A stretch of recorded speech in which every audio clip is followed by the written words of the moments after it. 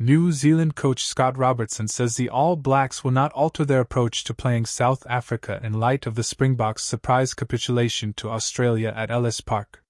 South Africa's 38-22 loss at their Johannesburg stronghold stunned the rugby world, while putting their rugby championship defence on shaky ground before a potentially decisive two-test tour of New Zealand next month.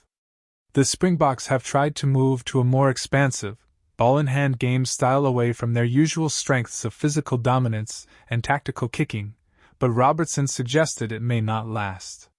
No. We know how they're going to play, they'll play to their strengths, he told reporters on Tuesday in the lead-up to Saturday's second test against Argentina in Buenos Aires. It's just their DNA. It's about how you stop them, but also how you play your own game.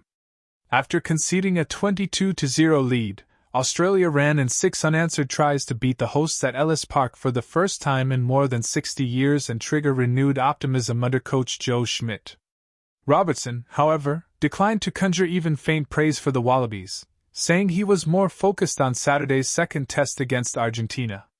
It was a game of small moments, a bounce of the ball, a pass.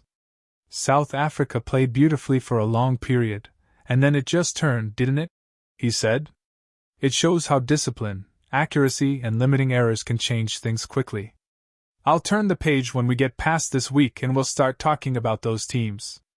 The All Blacks saw off an Argentina fight back to win 41-24 in Cordoba last Saturday, despite a lack of cohesion in the backline at times. Rico Ioane's move to the wing and Billy Proctor's promotion to starting number 13 remain under the microscope, with either dominating their positions.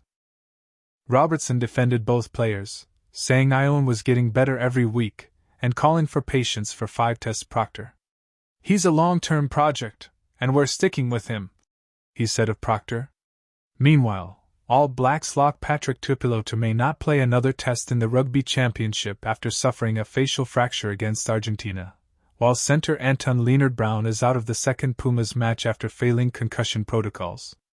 Tuipulotu was taken to hospital after the visitors' win and will need surgery on his return to New Zealand.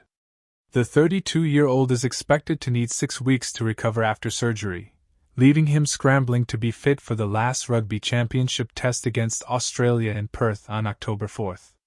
Lienert-Brown will join him on the plane home after failing a head injury assessment, NZ Rugby said in a statement on Tuesday.